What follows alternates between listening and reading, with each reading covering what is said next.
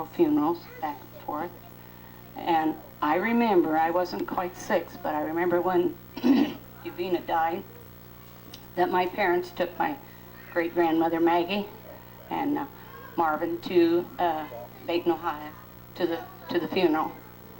And my great-grandfather, I don't remember because he died long before I was ever born. I think my dad was about 9, but he was able to go to the funeral.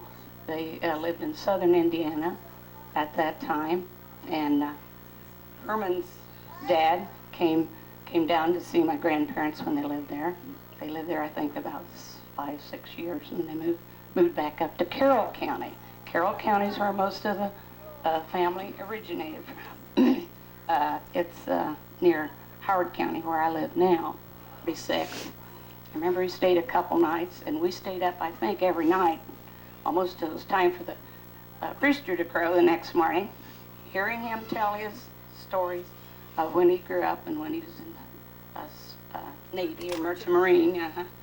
And I remember one thing, he always gave us money to spend at school the next day. We thought that was big stuff. And I remember going to Walter's and Ruth and Marty's and Grace when they lived out around Centerville. We came back from a trip in the east, and nothing would do, Dad, that we'd stop. Well, we just were going to stop, and talk. Well, Grace, no, you got to stay all night. And then, of course, I think that was Saturday, and then on Sunday we got up and went to church and had a lovely dinner. And I have a lot of memories going to the Vorwercks also.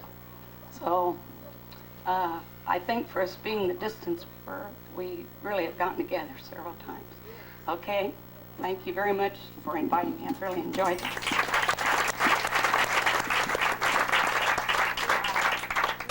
This scares the hell out of me. I'm a dramatic student, and I don't know how to talk. But I have a few things to say about the Vorwerck. The swimming suits, I remember that. I was 10 years old, and in the farm. No, I'm not talking. In the farm, but I do have a few experiences to talk about. One time we went into, not Mount Orb, Manchester, and bought 3 cigars, 3 black cigars. And I never smoked in my life, so we went down to the creek and smoked them, and I got sicker than a dog. Yeah, but Don and Walt sitting back there laughing, and I got sick, and I went up to the farmhouse, which was about 100 some yards away, and Aunt Grace asked me, "What's wrong with you?" I says, "I must have the flu." And if I'd have told her that I smoked a cigar, then Mom would have heard about it. That's the way the Shires were. Hard note. But what tickles me most of all, everybody emphasis Uncle Chester. And I'm a protege of Uncle. I'm serious. He was wild as a wild turkey. He used to fall in our house drunk and hand us money out, and Mama would chew him out left and right. I remember this, and this was when I was 10 years old, and I'm 66, so my memory's still here. But this scares me. I'm talking out of school, possibly, but I had older influences in my life, but maybe this is where I'm at today. One's right there in the green shirt, Don. Beard, Walt. And then my sisters didn't influence me in the wrong direction. And I'm not blaming you either. You didn't. What I am today is what I made out of myself. But I just wanted to talk. How close do you get to this darn thing? Huh? But I remember Mount Orb, and I remember knocking never could dig potatoes, could I? Huh? I knock everything off. So I wasn't really a farmer, and the mules beat me to death. So I just was a city slicker, never converted, that's all. And I've met a lot of beautiful people here that I haven't met before, and I think it's beautiful. Everything is beautiful. Thank you.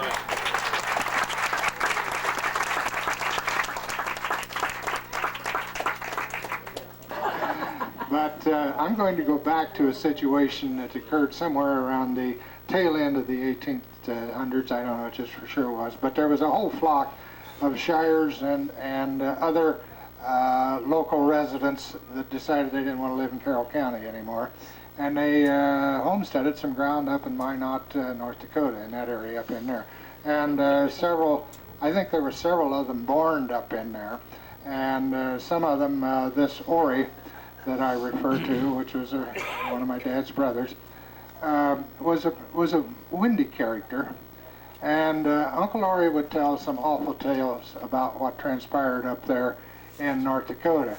And I was always just a little bit skeptical of his stories.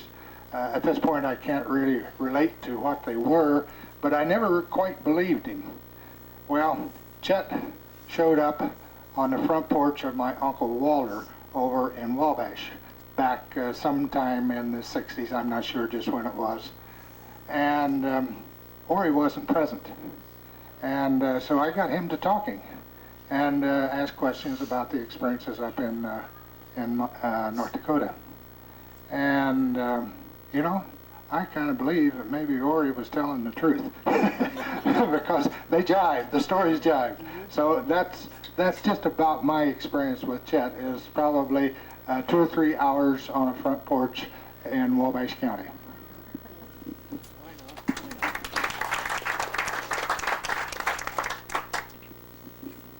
I'm Pat Colston, and my grandmother was Bertha Shire.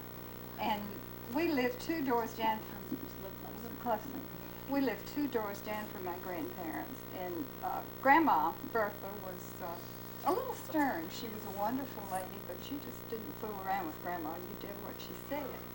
Well, Grandpa was just the opposite. He was kind of childlike, and he loved to play the fiddle. He was terrible. He couldn't play it. And the saw was the worst thing I ever heard anybody try to do.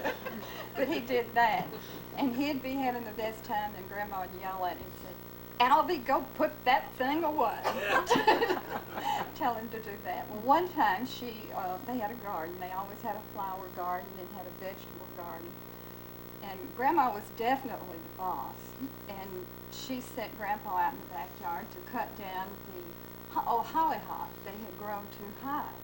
Grandpa went in the backyard, and instead of cutting the hollyhock down, he cut down all the okra. And she was so mad at me. And then one other story about Grandma that I remember, whenever we finally got television, I guess it was sometime in the 50s, I went down there one day, and there she was sitting there watching, had the TV on, but she was sitting there in the chair with her eyes closed. And I said, "Grandma, you can't see." And she says, "I'm not wasting my eyes on that thing." But she was a wonderful lady and was always so good to all of us, and to see him because he was jolly, and well, we just all loved him just like all of you. And I don't know whether I should tell the story, but I guess I can get by with it. One night, Mother had supper ready, and Uncle Chester never came home.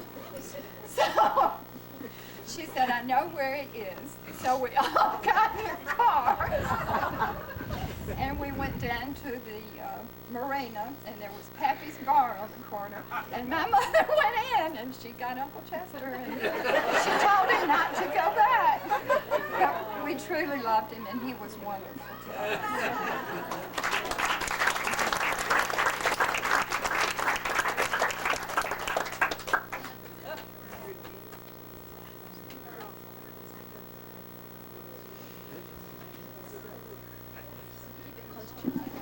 Poor Uncle Chess, you know. Either you you couldn't get along with him or you could get along with him. And Mother, as sweet as she was, she used to fight with him a lot. And he lived with us a lot of the time. And Mother would say to me, how do you get along so well with him? And I said, well, I just let anything I don't want to, agree with just go in one ear and out the other. But I said, I don't argue with him. And she'd say, but he always thinks he has to be right, And they would just get in these real terrible fights, So finally my husband had to take Mother aside one time and he says, now Mom, he said, look, we know how Uncle Chess is, and we know that you're right and he's wrong, but he doesn't know you're right and he's wrong. So will you please pretend he's right and you're wrong? Just because it's a bad influence on our kids to see these grown adults fighting so much. But, I could have a million stories about Uncle Chess, but two of them I can think of strike me so funny. He loved to listen, we didn't have TV then, but to listen to the Cincinnati Reds ball game. And he also was a chain smoker. And these old smoking trays that had the little thing in the middle and then the thing around, Well, he'd pull his rocking chair out in our kitchen and there was a radio on top of the refrigerator. And he'd listen to the ball game. Well, he always kept a bottle of booze way up in a closet back in our utility room. So he'd get out with his little cheese glasses and he'd fill it up with, whiskey and everything. Well, Barbara, she was kind of like our Danielle. She didn't want to go to bed at night, So she keeps sneaking down the stairs and she'd say, Uncle Chess, can I have a taste of your Coke, And he'd say, that's not Coke, that's medicine, Well, one time when he wasn't looking, she took a gulp of the medicine, and she says, well, it might taste like medicine to you, but it sure tastes like whiskey to me. So we kind of knew by that she'd been trailing along all these bars. So she turns out to be a lush. And another time when we lived on this farm and we were going to, there was a meat market near us, and I used to send Uncle Chess, and of course Barbara, she always wanted to tag along, So there was a bar on the way to the meat market, and he must have told her, now don't tell Mom, when we get home, about this. But another time we were going that same route, but we wanted to eat lunch at a restaurant that was on the other side of the road. So anyway, Uncle Chess is sitting in the front car, Barbara's in the back with the rest of us, and we were going on. We passed this White Swan or whatever it was called where he used to take her. And Barbara says, oh no, this is where we go. This is where we go, Daddy. Don't go there. Go this way. And Uncle Chess, he's going, shh, shh, shh. He's trying to shush her. She says, yeah, that's where Uncle Chess. We're talking about Stewarts, and this reminded me. Herman, you may know more about this story than I do because it concerns your great-grandmother, Susan. When she was a young girl before she married your grandfather, there was a gambler in the town, I guess it was Flora, where they lived, who wanted to marry her. But Samuel Stewart, her father, said no. And so that enraged the gambler.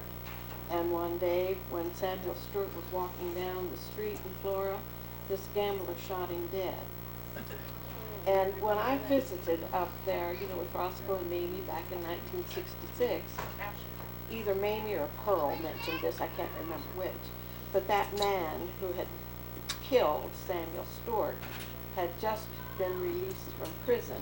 He was very old and dying, and they decided they would let him go home. I think he had a sister who lived in Flora, and he was going to go back to her about his days.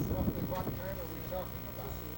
Well, this would have been in 1966 when he was released from prison. 1965 or 66. Well, I've tried to research that, but I haven't been able to track anything down on it. Oh. I would go after them.